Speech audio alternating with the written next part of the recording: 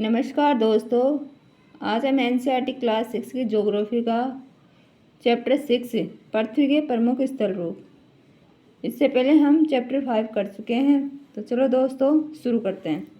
आपने इसमें कुछ स्थल रूपों को जरूर देखा होगा जो चित्र 6.1 में दिखाए गए हैं। आप देखेंगे पृथ्वी की सतह सभी जगह एक समान नहीं है। पृथ्वी पर अनगिनत प्रकार के स्थल रूप हैं। स्थल रूप के कुछ भाग ऊंचे नीचे तथा कुछ समतल होते हैं। ये स्थल रूप दो प्रक्रियाओं के परिणाम स्वरूप बनते हैं। आपको यह जानकर आश्चर्य होगा कि मैदान जिस पर आप खड़े हैं उसमें धीरे धीरे गति हो रही है। पृथ्वी के अंदर लगातार गति हो रही है। प्रथम या आंतरिक प्रक्रिया के कारण बहुत से स्थानों पर पृथ्वी की सतह कहीं ऊपर उठ जाती है और तो कहीं धंस जाती है। क्या आप जानते हैं पहाड़ी वह स्थलीय भाग है जो कि आसपास की भूमि से ऊंची उठी होती है। 600 मीटर से अधिक ऊंचाई में बड़ी ढाल वाली पहाड़ी को पर्वत कहा जाता है। और 8000 मीटर से ऊंचे कुछ पर्वतों के नाम बताइए। देखो दोस्तों, ये प्रतिरूप है। जैसे ये पर्वत हैं, ये पठार हैं, ये झील है, ये मैदान है, ये वितरिका मतलब एक नदी से अलग अलग जो बहती हैं उस मतलब एक ही नदी से अलग अलग जगह पर जो बढ़ जाती है उसको वितरिका कहते हैं। और डेल्टा जो नदी गिरती है और अपना एक एरिया बना लेती है उसको डेल्टा कहेंगे। ठीक है। ये जल संधि मतलब एक दो स्थानों को जोड़ने का स्थान को जल संधि कहेंगे। ये जल संधि, ये द्वीप है, ये पहाड़ी है। ठीक है। ये गाठी है, ये पर्वत श्रृंखला है मतलब समूह है पर्वतों का, अनेक पर्वतों का समूह है। दूसरी या बाई प्रक्रिया स्थल के लगातार बनने और टूटने की प्रक्रिया। पृथ्वी की सतह के टूटकर घिस जाने को अपरदन कहते हैं। मतलब एक जगह से टूटकर अलग हो जाना उसको क्या बोलेंगे? अपरदन। अपरदन की क्रिया के द्वारा सतह नीची हो जाती है तथा निक्षेपण की प्रक्रिया के द्वारा उनका फिर से निर्माण होता है। ये दो प्रक्रियाएं बहते हुए जल, वायु, बर्फ के द्वारा होती है। हम विभिन्न स्थल रूपों को उनकी ऊंचाई और ढाल के आधार पर पर्वतों, पठारों, मैदानों में वर्गीकृत कर सकते हैं। पर्वत इस पृथ्वी की सतह की प्राकृतिक ऊंचाई है। पर्वत का शिखर छोटा तथा आधार चौड़ा होता है। यह ऐसे होता है, ये शिखर सिकड़ा होता है और आधार चौड़ा होता है। यह आसपास के क्षेत्र में बहुत ऊंचा होता है। कुछ पहाड़ बादलों से भी ऊंचे होते हैं। जैसे आप ऊंचाई पर जाएंगे जलवायु ठंडी होती जाती है। कुछ पर्वतों पर हमेशा जमी रहने वाली बर्फ की नदियाँ होती हैं। इन्हें हिमानी कहा जाता है। यहाँ कुछ ऐसे ही पर्वत हैं जो समुद्र के भीतर हैं तथा जिन्हें आप नहीं देख सकते। कठोर जलवायु होने के कारण पर्वतीय क्षेत्रों में बहुत कम लोग निवास करते हैं। वहाँ का धरातल खड़ी ढाल वाला होता है तथा कृषि योग्य भूमि की कमी होती है। पर्वत एक रेखा क्रम में भी व्यवस्थित हो सकते हैं जिसे श्रृंखला कहा जाता है। ये कुछ पर्वतों के इमेज दे रखे हैं। ठीक है। बहुत से पर्वतीय तंत्र समानांतर श्रृंखलाओं क्रम में होते हैं जो सैकड़ों किलोमीटर में फैले होते हैं। हिमालय, आल्प्स तथा एंडीज क्रम से एशिया, यूरोप। हिमालय एशिया में है, आल्प्स यूरोप में और एंडीज दक्षिण अमेरिका की पर्वत श्रृंखलाएं हैं। पर्वतों की ऊंचाई एवं आकार में भिन्नता होती है। पर्वत तीन प्रकार के होते हैं: वलित पर्वत, बृहस्पति पर्वत तथा ज्वालामुखी पर्वत। ठीक है। कितने प्रकार के होते हैं? 3 प्रकार के। पहला वलित, दूसरा बृहस्पति, तीसरा है ज्वालामुखी। हिमालय तथा आल्प्स वलित पर्वत हैं जिनकी सतह उबड़ खाबड़ तथा शिखर शंक्वाकार है। भारत की अरावली श्रृंखला विश्व की सबसे पुरानी वलित पर्वत श्रृंखला है। भारत की वलित पर्वत जो सबसे श्रृंखला सबसे पुरानी, इससे पहले कोई नहीं हो, वह है अरावली जो राजस्थान में है। अपरदन की प्रक्रिया के कारण यह श्रृंखला घिस गई है। उत्तरी अमेरिका के अपलेशियन तथा रूस के यूराल पर्वत गोलाकार हैं दिखाई देते हैं। उनकी ऊंचाई कम है। ये बहुत पुराने वलित पर्वत हैं।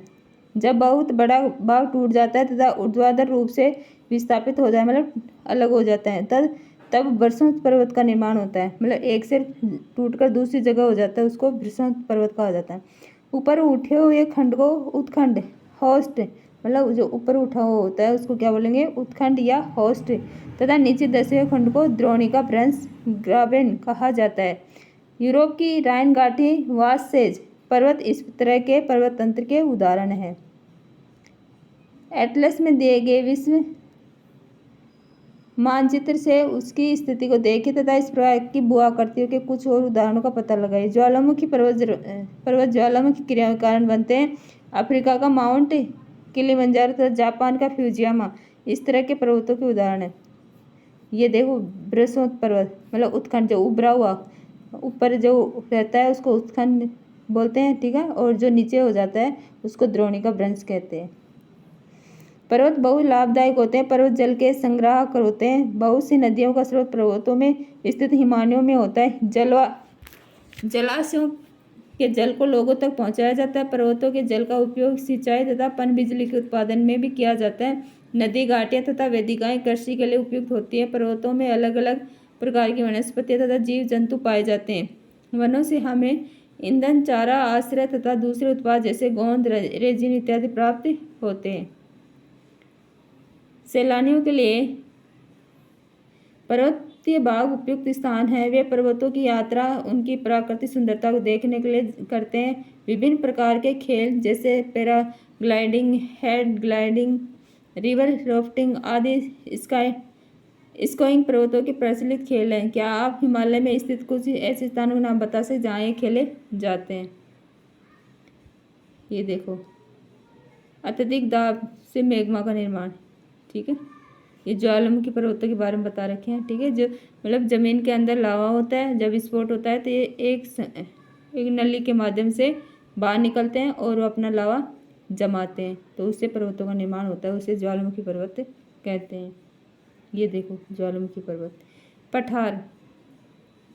पठार उठी हुई एवं सपाट भूमि होती है। ये आसपास के क्षेत्रों में अधिक उठा हुआ होता है तथा इसके ऊपरी भाग मेज के समान सपाट होता है। किसी पठार के एक या एक से अधिक किनारे होते हैं जिनके डाल खड़े होते हैं। पठार की ऊंचाई प्राय कुछ 100 मीटर से लेकर कई हजार मीटर तक हो सकती है। पर्वतों की तरह पठार भी नए या पुराने हो सकते हैं। भारत में दक्कन का पठार पुराने पठारों में से एक है।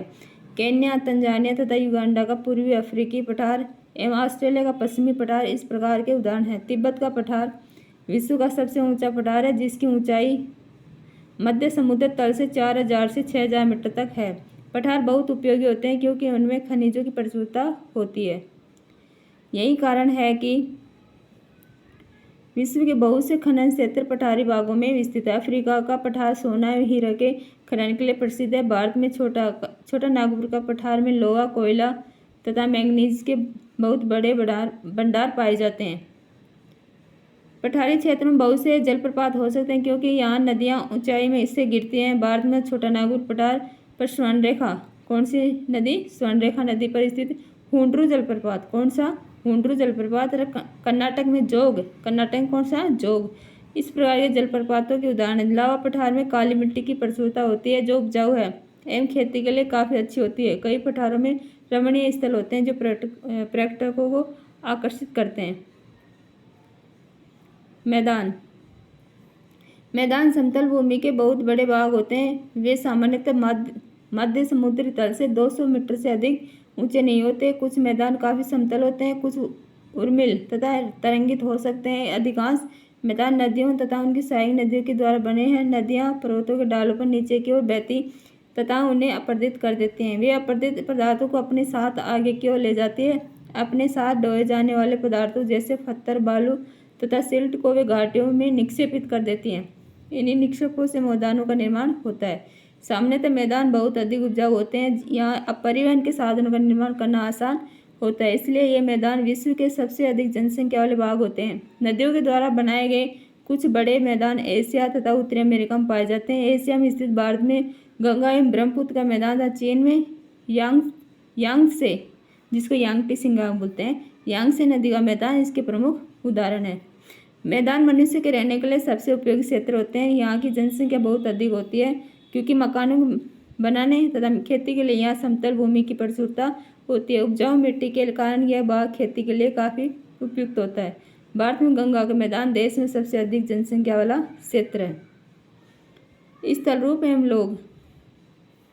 स्थल रूपों की विभिन्नता के अनुरूप ही मानव विभिन्न प्रकार से जीवन यापन करते हैं। पर्वतीय क्षेत्रों का जीवन कठिन होता है। मैदानी क्षेत्रों का जीवन पर्वतीय क्षेत्रों की तुलना में सरल होता है। मैदानों में फसलें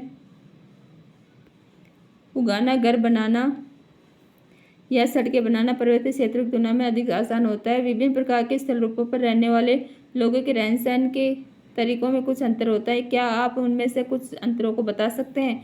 कभी कभी प्राकृतिक आपदाएं जैसे भूकंप, ज्वालामुखी, उद्गार, तूफान या बाढ़ बहुत विनाश कर देते हैं। इन आकस्मिक घटनाओं के बारे में जागरूकता पैदा करके हम उनमें आने वाले खतरों को कम कर सकते हैं। हम कितने तरीकों से जल एवं स्थल को उपयोग में ला सकते हैं, इसका पता हम अपने आसपास के क्षेत्र से लगा सकते हैं। प्रायः हम स्थल का उपयोग गलत तरीके से करते हैं, जैसे उपजाऊ भूमि पर मकानों का निर्माण करना है। इसी प्रकार हम लोग कूड़ा किसी भी भूमि पर या पानी में फेंक देते हैं, जो कि उन्हें गंदा कर देता है। हमें प्रकृति के इस महत्वपूर्ण वरदान का उपयोग इस प्रकार नहीं करना चाहिए। उपलब्ध भूमि केवल हमारे उपयोग के लिए नहीं है, यह हमारा कर्तव्य है कि हम आगे आने वाली पीढ़ियों के लिए पृथ्वी को सुरक्षित रखें। स्वच्छ भारत मिशन, रस्सी से बना पुल, अरुणाचल प्रदेश। एक प्रदूषित नदी। स्वच्छ भारत मिशन स्वस्थ शरीर में स्वस्थ मस्तिष्क निवास करता है और स्वस्थ शरीर के लिए स्वस्थ पर्यावरण, विशेष रूप से साफ जल, वायु तथा स्वच्छ वातावरण प्राथमिक आवश्यकताएं। इन सभी प्राथमिक आवश्यकताओं को सभी लोगों को सुलभ कराने हेतु भारत सरकार द्वारा स्वच्छ भारत मिशन कार्यक्रम चलाया जा रहा है।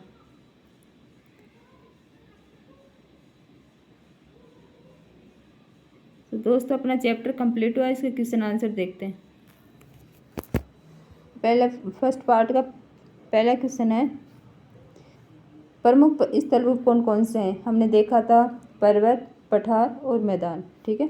सेकंड है, पर्वत एवं पठार में क्या अंतर है? हमने देखा था पर्वतों का शिखर छोटा होता है, जबकि पठारों का ऊपरी भाग मेज के समान सपाट होता है। पर्वत की तुलना में एक पठार आमतौर पर ऊंचाई में कम होता है। पर्वतों से वन संपदा और जड़ी बूटियां प्राप्त होती है, जबकि पठार से विभिन्न तरह के खनिज पदार्थ प्राप्त होते हैं। पर्वत का उदाहरण जैसे हिमालय, अरावली, माउंट एवरेस्ट आदि, और पठार का उदाहरण जैसे तिब्बत का पठार, दक्कन का पठार आदि। ठीक है। थर्ड क्वेश्चन है, पर्वतों के विभिन्न प्रकार कौन कौन से हैं? हमने देखा था पर्वतों के 3 प्रकार थे, वलित पर्वत, बरसोत पर्वत, ज्वालामुखी पर्वत। ठीक है। फोर्थ है, मनुष्य के लिए पर्वत किस प्रकार उपयोगी है?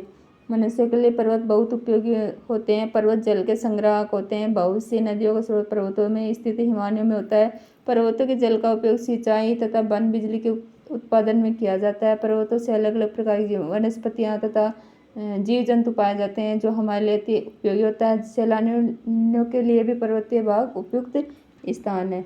हमने चैप्टर में ये सभी देखा था। ठीक है। फिफ्थ है, मैदानों का निर्माण किस प्रकार होता है?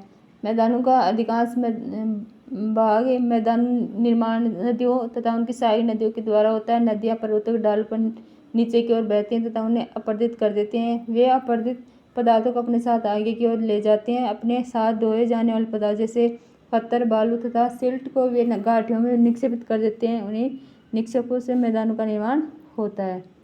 ठीक है। नेक्स्ट है, नदियों द्वारा निर्मित मैदान सघन जनसंख्या वाले होते हैं, क्योंकि सामान्यतः मैदान बहुत अधिक उपजाऊ होते हैं। यहाँ परिवहन के साधनों का निर्माण करना आसान होता है। मैदान मनुष्यों के रहने के लिए सबसे उपयोगी क्षेत्र होते हैं। यहाँ की जनसंख्या बहुत अधिक होती है, क्योंकि मकानों के बनाने तथा खेती के लिए यहाँ समतल भूमि की प्रचुरता होती है। उपजाऊ मिट्टी, पानी व बाग खेती के लिए काफ़ी उपयुक्त होता है, इसलिए नदियाँ द्वारा निर्मित मैदान सघन जनसंख्या वाले होते हैं। ठीक है। नेक्स्ट है, पर्वतों में जनसंख्या कम क्यों? क्योंकि कठोर जलवायु होने के कारण पर्वतीय क्षेत्रों में बहुत कम लोग निवास करते हैं। वहाँ का धरातल खड़ी ढाल वाला होता है तथा कृषि योग्य भूमि की कमी होती है, इसलिए पर्वतों में जनसंख्या कम होती है। ठीक है। नेक्स्ट है सेकंड पार्ट है, होते हैं क्योंकि पर्वत पठारों से भिन्न ऊंचाई के कारण होते हैं। हिमानी कहाँ पाई जाती है? हिमानी पर्वतों में पाई जाती है।